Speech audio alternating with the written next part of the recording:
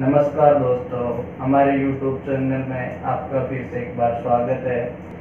जैसा कि हम पिछले क्लास में पढ़ रहे थे केमिकल रिएक्शन चैप्टर, उसका हम लास्ट पढ़ रहे थे रिवर्सिबल और irreversible reaction.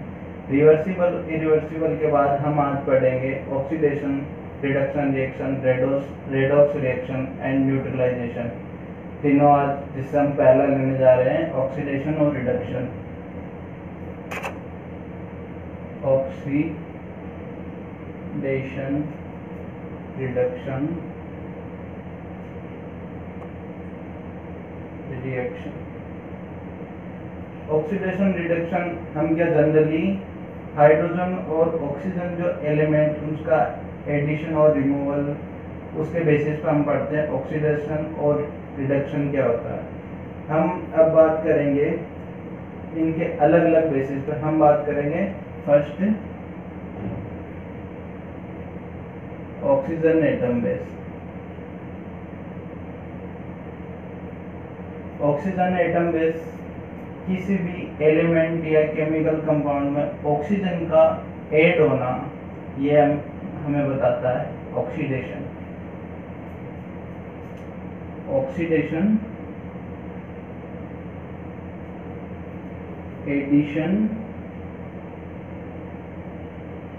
of oxygen atom, addition of oxygen atom।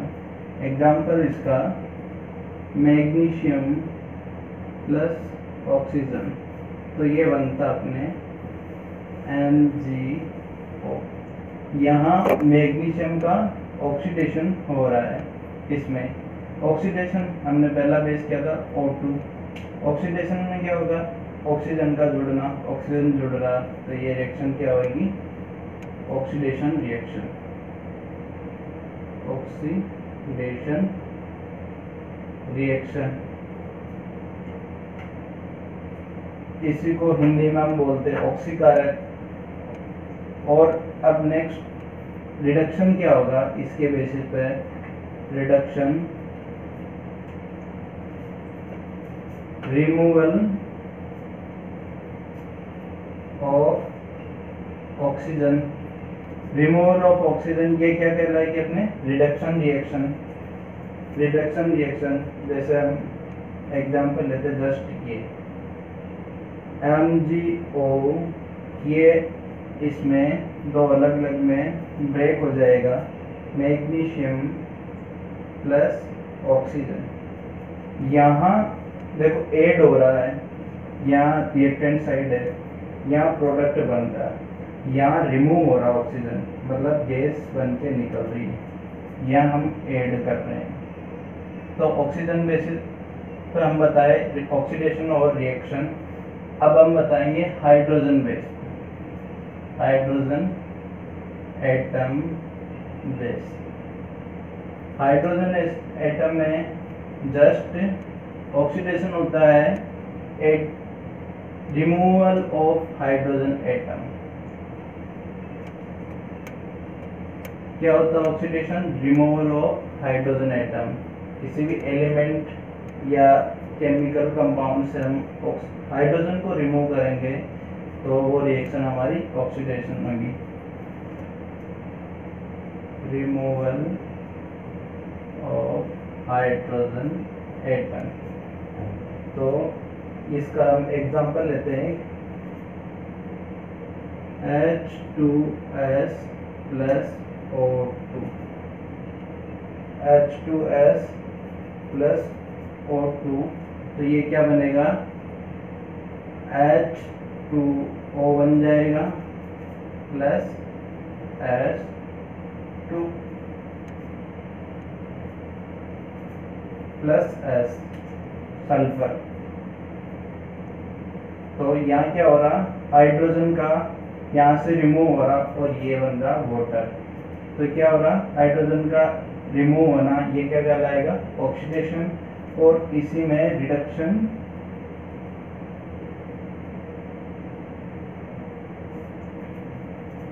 Addition of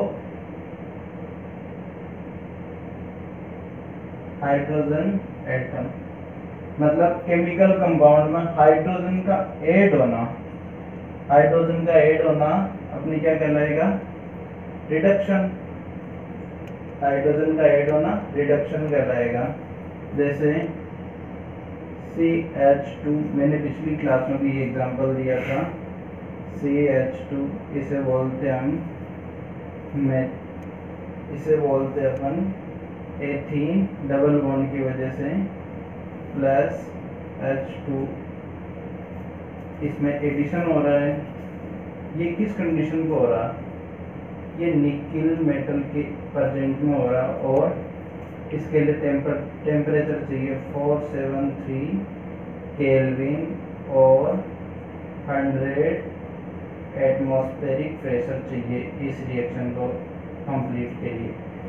hydrogen को इसमें जोड़ने के लिए तो ये क्या बनाएगा, एथेन CH3CH3। तो डेट ऑफ रिएक्शन ये क्या, रिडक्शन रिएक्शन, इसमें हाइड्रोजन एटम का ऐड हो रहा है। नेक्स्ट हम बात करेंगे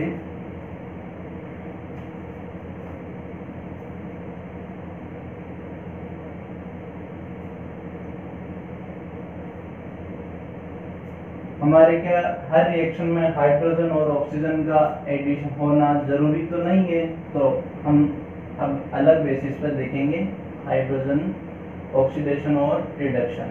जिसमें हाइड्रोजन एटम प्रेजेंट नहीं हो तो उससे हम कैसे पहचानेंगे कि ये ऑक्सीडेशन रिएक्शन है या रिडक्शन रिएक्शन है। हम पहला इलेक्ट्रिक नेगेटिव एलिमेंट के बेस पे, नंबर 2 कर रहे, 3 2 हो गया था। पहला ऑक्सीजन बेस पे किया था, नंबर 2 हाइड्रोजन बेस पे किया था, नंबर 3 इलेक्ट्रिक एटम बेस पे।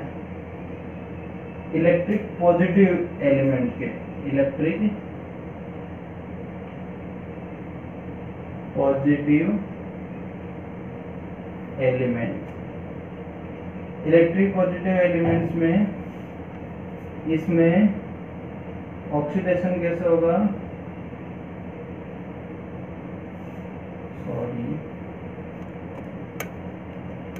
ऑक्सीडेशन इसमें होगा removal of electric positive atom. Removal of electric positive atom होगा, उसको हम केमिकल कंपाउंड या एलिमेंट से हम बाहर कर देंगे निकाल के रिएक्टेंट साइड से प्रोडक्ट साइड में, तो वो अपने के रिएक्शन क्या हो जाएगी, ऑक्सीडेशन। इसका एग्जांपल बताते हैं हम। जैसे पोटेशियम आयोडाइड ये क्लोरीन के साथ बनेगा, ये बनेगा पोटेशियम क्लोराइड प्लस आयोडाइड। यहाँ जो पोटेशियम है, यहाँ आयोडाइड पे वैलेंसी -1 है, यहाँ क्लोरीन पे 0 है, और यहाँ क्लोरीन पे कितनी -1 है, और यहाँ आयोडीन पे कितनी 0। मीन्स आयोडीन का यहाँ क्या हो रहा है, ऑक्सीडेशन हो रहा। मतलब ये अपना एटम लूज कर रहा है, रिमूव हो रहा, एटम लूज कर रहा है। इसी को बोलते हैं अपन oxidation reaction. Electric positive atom lose हो रहा है यहाँ से आयोडीन का। नेक्स्ट एग्जांपल, नेक्स्ट अपने रिडक्शन रिएक्शन।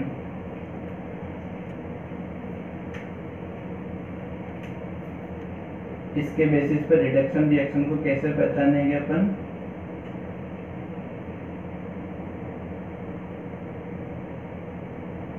आप सोच रहे होंगे कि इतने टाइप से, तो हम अलग अलग टाइप्स के कैसे सोचेंगे। मैं आपको लास्ट में एग्जांपल लेके बताऊंगा, आपको तुरंत समझ में आ जाएगी किस बेसिस पे अपना ऑक्सीडेशन है और किस बेसिस पे अपना रिडक्शन है।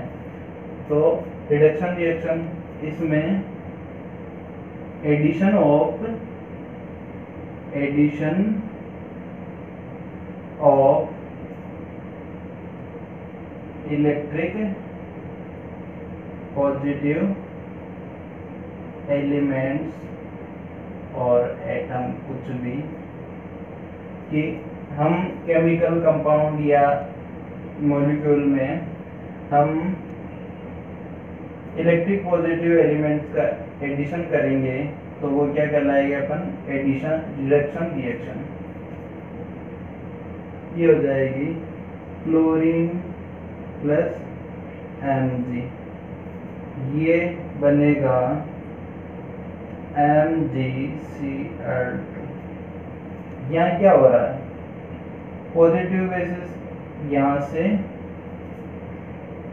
ये 0 था, मैग्नीशियम का रिडक्शन हो रहा है यहाँ पे, मैग्नीशियम का, यहाँ पे वैलेंसीज की 0 थी और यहाँ पे वैलेंसीज की +2 है, तो ये कितना, अपने 2 इलेक्ट्रॉन लूज करके मैग्नीशियम बना, ये MgCl2 बना रहा, इसको हम क्या कहेंगे, रिडक्शन रिएक्शन। अब अपन बात करते हैं मेन, ये सब पहले बताए जाते थे, इसके बाद अब नहीं, इलेक्ट्रॉन बेस पे नई चीज, इलेक्ट्रॉन बेस पे हम बताते हैं कौन सी रिएक्शन होगी, ऑक्सीडेशन होगी, कौन सी रिएक्शन रिडक्शन होगी। हम ज़्यादातर इलेक्ट्रॉन बेस पे ही करते हैं सारी, ये पहले नहीं था, ये जैसे अब जैसे जैसे आगे स्टडी हुई तो हमें इलेक्ट्रॉन बेसिस पे ऑक्सीडेशन और रिडक्शन निकालना ज़्यादा इजी है। आपको इतने कुछ याद रखने की ज़रूरत नहीं, अब मैं बताऊंगा कितना, 4th नंबर बता रहे थे आपको हम, electron basis based on electron. इसमें ऑक्सीडेशन क्या होगा,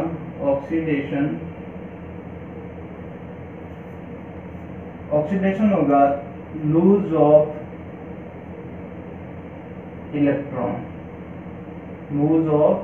इलेक्ट्रॉन, मतलब किसी भी एलिमेंट से इलेक्ट्रॉन का निकलना, वो अपना क्या कहलाएगा, ऑक्सीडेशन।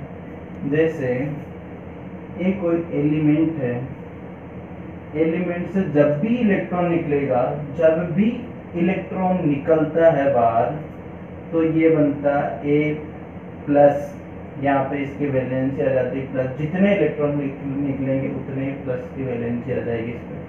जब निकल रहा है प्लस, ये इलेक्ट्रॉन निकल रहा है, तो इस चीज को अपन क्या बोलेंगे, ऑक्सीडेशन रिएक्शन। जैसे एग्जांपल, सोडियम से एक इलेक्ट्रॉन निकला तो ये बना Na प्लस एक इलेक्ट्रॉन। मैं आपको वैलेंसी बताऊंगा जब नेक्स्ट चैप्टर में पढ़ूंगा, वैलेंसी की बात करेंगे, अभी भी थोड़ा मैं बता दूंगा। जैसे Fe+2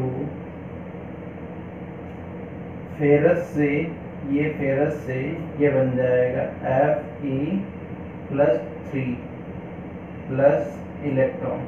आप सोच रहे होंगे जब इलेक्ट्रॉन निकला तो यहाँ +8 क्यों हुआ है, पर जब भी यहाँ से इलेक्ट्रॉन अगर यहाँ से निकलता है तो इस साइड में एक कम हो जाता है, यहाँ पॉजिटिव का मतलब एक कम हो रहा है इसमें, इसकी वैलेंसी में इसके 3 इलेक्ट्रॉन, प्लस पॉजिटिव 3 का मतलब इसकी वैलेंसी में 3 इलेक्ट्रॉन कम है।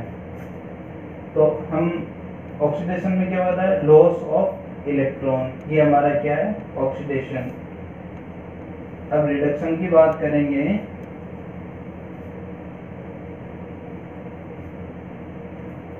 तो ये क्या हो गया, रिडक्शन, ये हो गया एडिशन ऑफ इलेक्ट्रॉन।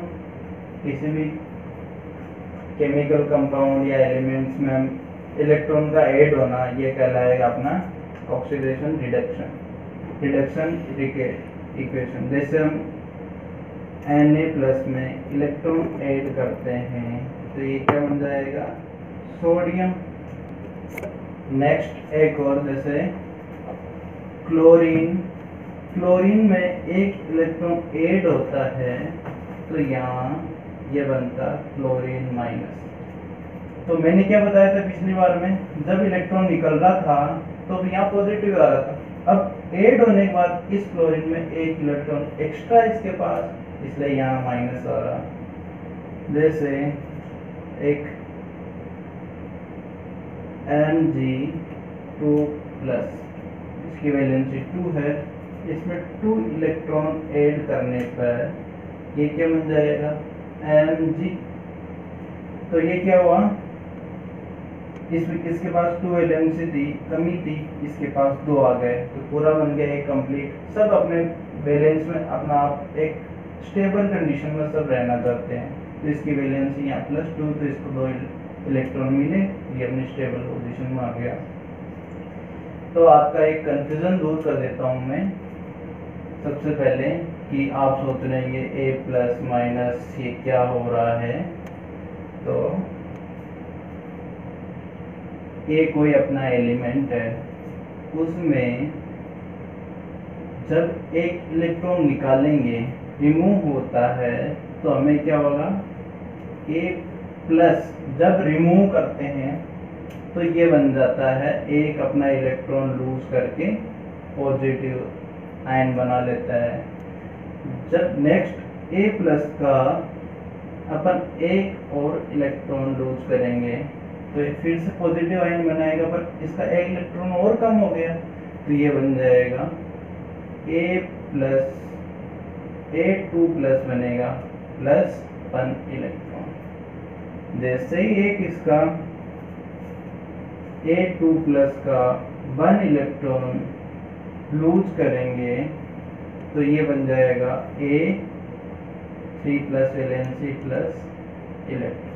तो इसमें हम क्या देख रहे हैं कि जैसे जैसे इलेक्ट्रॉन हम इससे निकालते जा रहे हैं उधर इसकी वैलेंसी बढ़ती जा रही है, मतलब इसमें इलेक्ट्रॉन निकलते जा रहे हैं, इससे खाली होती जा रही है जगह। और नेक्स्ट जैसे इसका उल्टा A3+ एक इलेक्ट्रॉन ऐड किया, पहले बार इसके 3 खाली थे, एक भर गया, तो अब कितने 2 खाली रह गए इसके, तो ये क्या हुई इसकी valency A2+।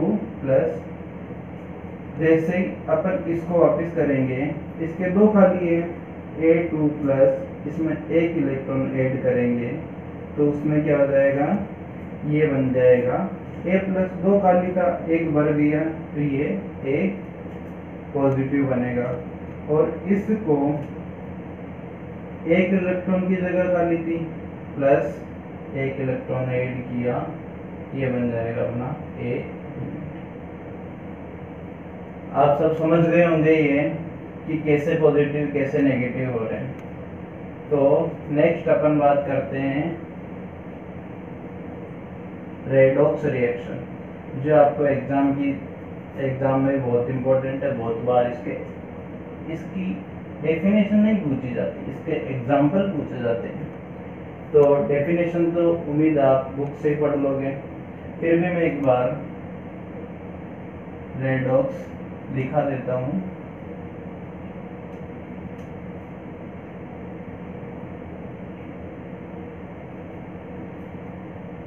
In this reaction, when oxidation and reduction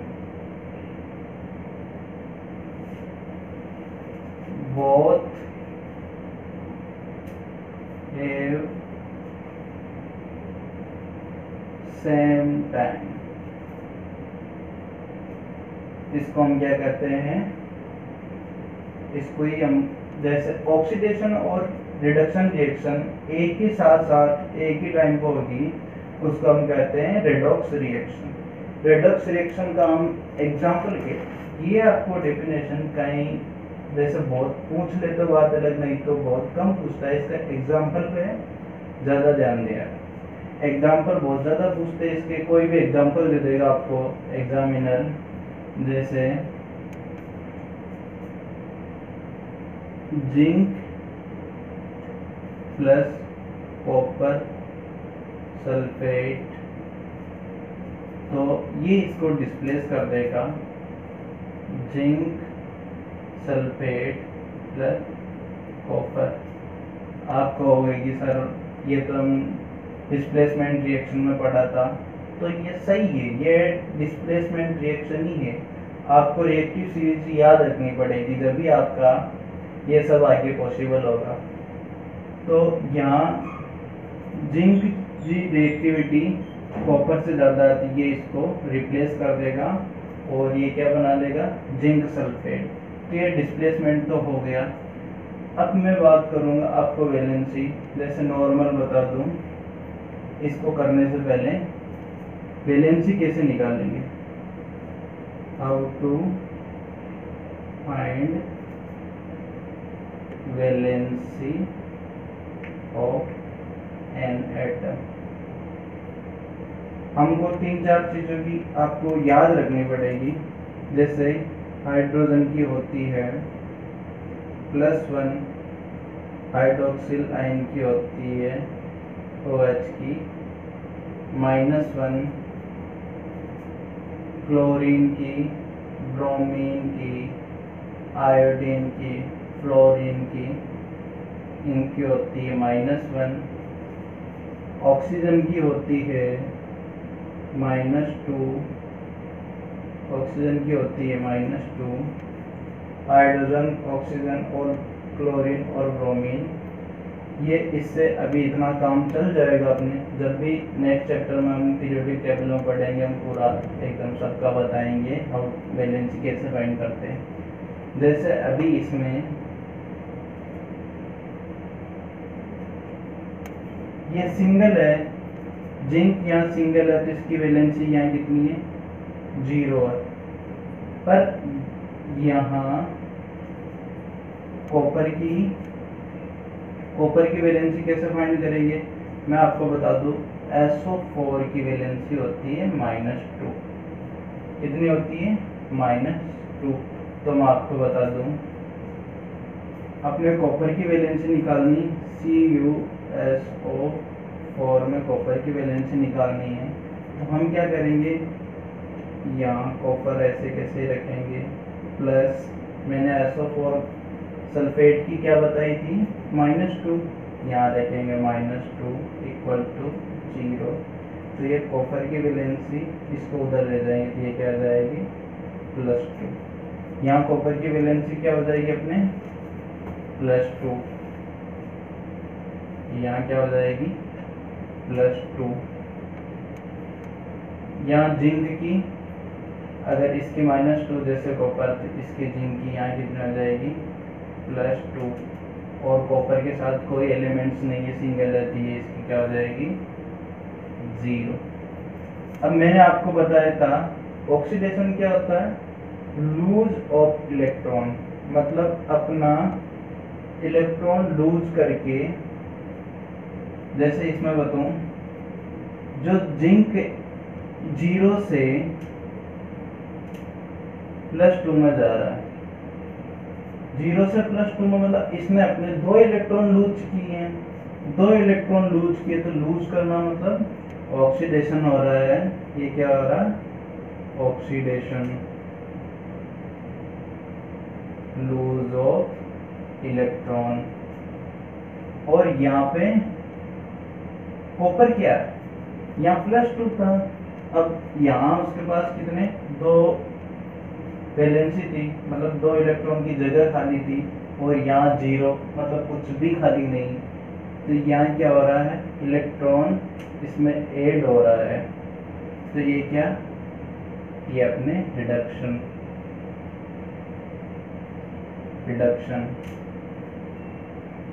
addition of electron. मैंने क्या बताया था, जब इलेक्ट्रॉन लूज होता हो तब होता है ऑक्सीडेशन, और जब इलेक्ट्रॉन गेन करता है तो ये होता है रिडक्शन। और इसी इक्वेशन को दोनों साथ साथ हो रही है, इसी इक्वेशन को हम बोलते हैं रेडॉक्स रिएक्शन। अब आपको एग्जाम में ऐसे इक्वेशन दे दी जाएगी और आपको पूछेंगे कि कौन सा एलिमेंट रिडक्शन हो रहा है, किसका ऑक्सीडेशन हो रहा है।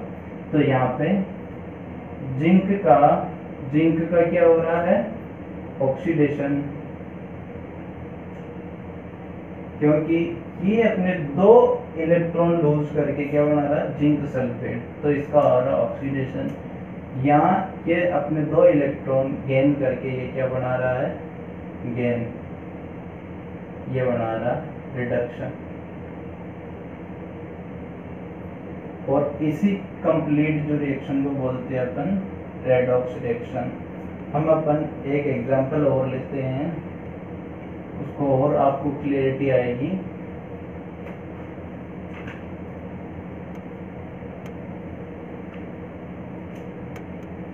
जैसे कि Fe2O3 प्लस CO, ये बनेगा Fe प्लस CO2। आप इनका बैलेंस का तो बता रखे रहेंगे, जहाँ मैंने नहीं करी आपका वो होमवर्क है, जो रिएक्शन बैलेंस अनबैलेंस रह गई है वो आपका होमवर्क है। यहाँ 3CO2, यहाँ 2, यहाँ 3, तो ये अपनी रिएक्शन क्या है, ये अभी इस टाइम बैलेंस है। हम बात करें यहाँ ऑक्सीडेशन और रिडक्शन, और उसमें ये अपनी रेडॉक्स रिएक्शन है या नहीं है, ऐसे पूछ रहे।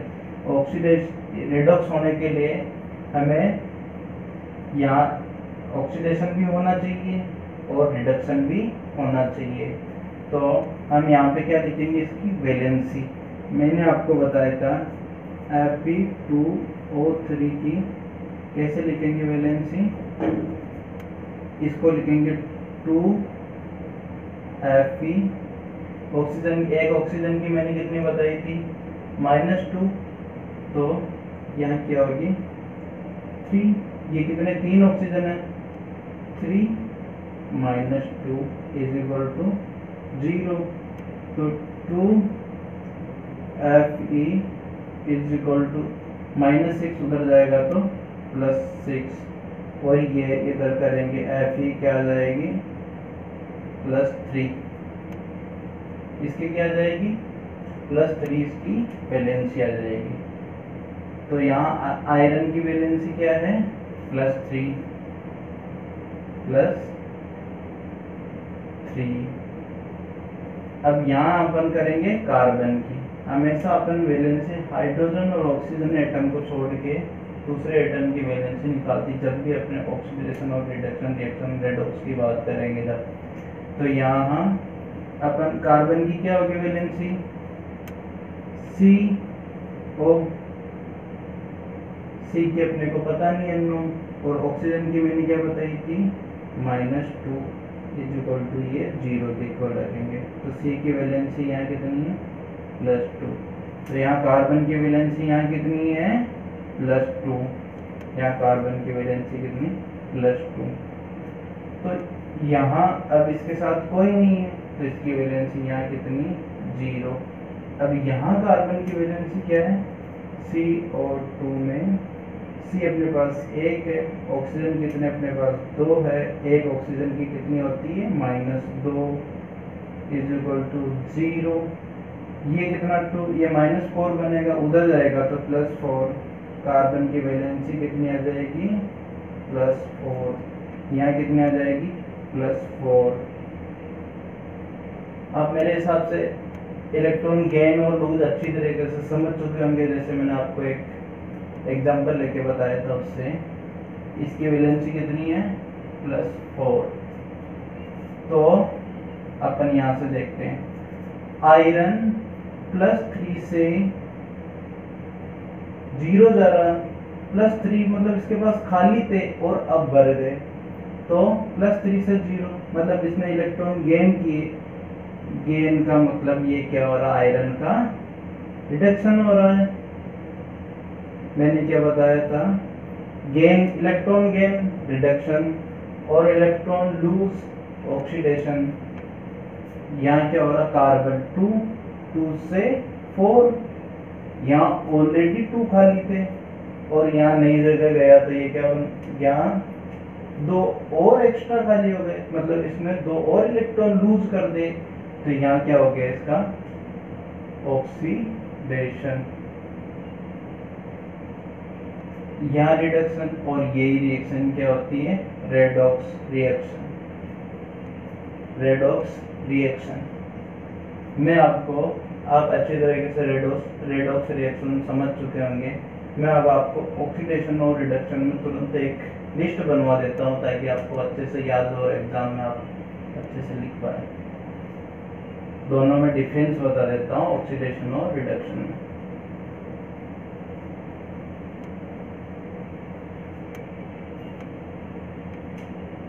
ऑक्सीडेशन और रिडक्शन, इसमें पहला हम लिखेंगे, ऑक्सीडेशन में क्या होता है, ऑक्सीजन एटम का ऐड होना और इसमें एडिशन और इसमें रिमूव होना।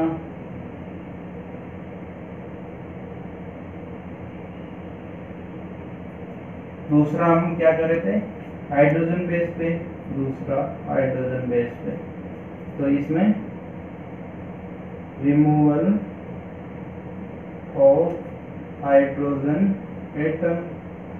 वैसे इसमें क्या होगा, जस्ट इसका उल्टा, ये एक दूसरे की जस्ट पेयर में बोलते हैं, कॉम्बिनेशन एक दूसरे के अपोजिट है जस्ट। तो यहाँ जैसे एडिशन हो रहा तो वहाँ रिमूव हो रहा, इधर रिमूवल हो रहा तो उधर एडिशन हो रहा, इधर addition of hydrogen atom. Number 3 पढ़े थे हम, इलेक्ट्रिक, सॉरी इसमें पढ़े थे removal of electric positive element,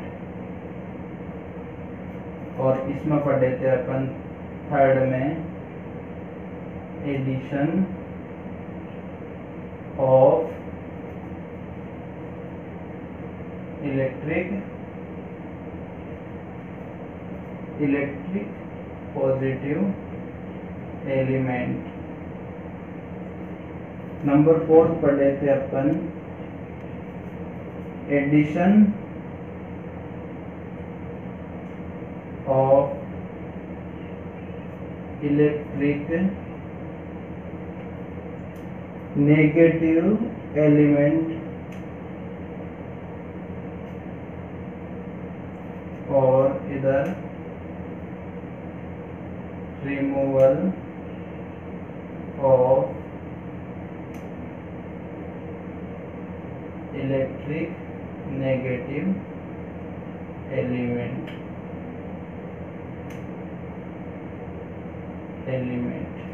ठीक है।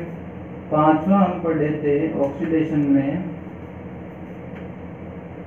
लॉस ऑफ इलेक्ट्रॉन, इसमें पढ़े थे गेन ऑफ इलेक्ट्रॉन। हम इस 5 बेसिस पर बताए थे आपको ऑक्सीडेशन और रिडक्शन रिएक्शन में कैसे कैसे हम पता करते हैं, और सबसे लास्ट बताया था इलेक्ट्रॉन बेसिस पे, और हमने बात करी थी रेडॉक्स रिएक्शन। समझ में आ गया होगा। मैं आपको अगर नेक्स्ट टॉपिक अपना न्यूट्रलाइजेशन, न्यूट्रलाइजेशन आपको पता होगा कि कोई भी दो चीज न्यूट्रल कब होगी, एक तो वो या तो दोनों ही बहुत ज़्यादा टफ हो, जैसे 2 बंदे दोनों में बहुत ज़्यादा पावर हो, या तो दोनों ही बराबर पावर की हो, या तो न्यूट्रल। नहीं तो एक कम पावर का होगा तो हार जाएगा, कोई लूज कर जाएगा।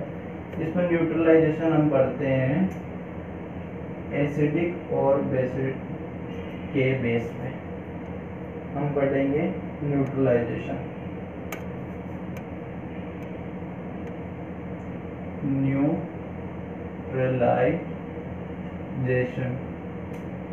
न्यूट्रलाइजेशन तब होगा, न्यूट्रलाइजेशन हम इसमें पीएच के बारे में बात करेंगे। न्यूट्रलाइजेशन जैसे strong acid plus strong base. एक सिंपल बात करते हैं पहले। नो, एसिड प्लस बेस की रिएक्शन करेंगे तो यह बनेगा सॉल्ट प्लस वाटर। हमेशा जब भी एसिड और बेस की रिएक्शन होगी हमेशा हमें अपने को सॉल्ट और वाटर हमेशा प्राप्त होगा। नेक्स्ट एक हम बात करते हैं, जैसे एक स्ट्रॉन्ग एसिड ले लिया, strong acid plus strong base. Strong acid और स्ट्रॉन्ग बेसिस लेने पर ये क्या होगा, कंप्लीटली आयोनाइज हो जाएगा और ये कंप्लीट साल्ट अपने को यहाँ मिलेगा, एकदम न्यूट्रल साल्ट मिलेगा। ये साल्ट प्लस वाटर, ये क्या बनेगा हमेशा साल्ट और वाटर। और जब स्ट्रॉन्ग एसिड और स्ट्रॉन्ग बेस का बनेगा तो हमेशा साल्ट एकदम न्यूट्रल होगा, इसकी पीएच कितनी होगी 7, एकदम 7 होगी इक्वल टू। और मैं आपको पीएच के बारे में थोड़ा नॉलेज बता देता हूँ, पीएच स्केल के बारे में हम वैसे नेक्स्ट चैप्टर में पढ़ेंगे पीएच स्केल। ये सपोज दैट ये पीएच स्केल है, इसमें 14 पार्ट होते हैं, 1 2 3 4 5 6 7 11 12, 1 2 3 4 5 6 7 8 9 10 11 12 13 14। हम इसको लिखते 0 1 2 3 4 5 6 7 8 9 11 12 13, 1 और बना देते हैं, ये अपना 40। 0 पर 0 और 1 के बीच में बहुत ज़्यादा स्ट्रॉन्ग एसिड होता है।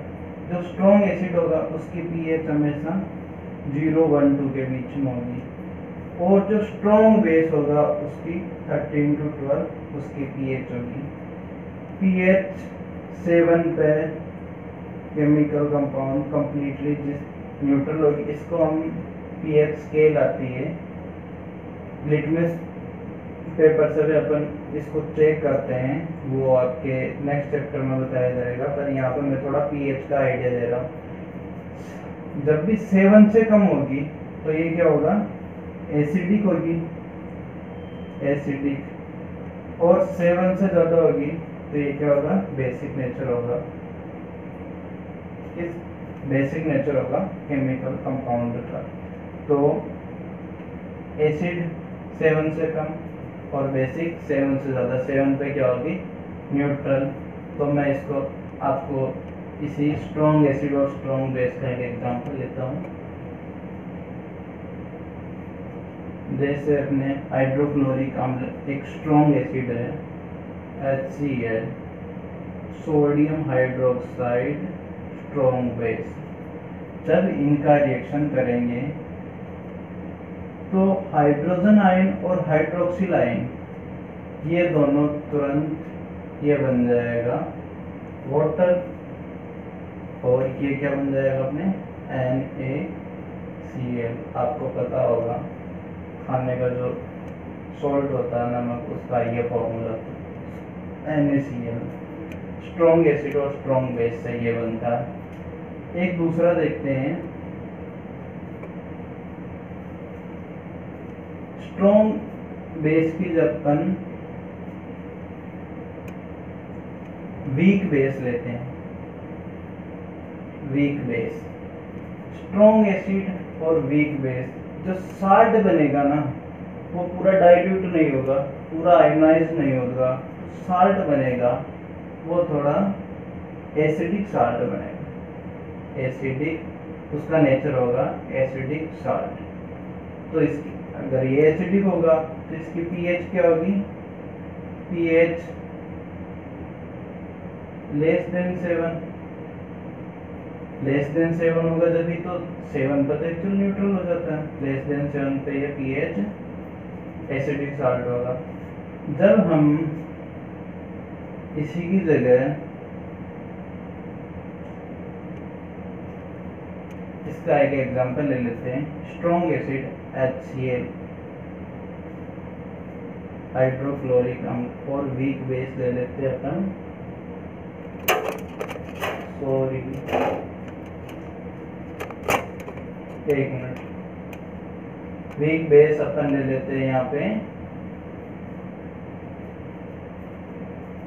Ammonium hydroxide. स्ट्रॉन्ग एसिड और वीक बेस ले लेते हैं तो ये क्या बनेगा अपने, अमोनियम क्लोराइड, और ये क्या बनेगा, H2O। ये जो साल्ट बनेगा इसका नेचर होगा एसिडिक साल्ट, और इसकी पीएच 7 से कम होगी हमेशा। और हम नेक्स्ट करते हैं, हम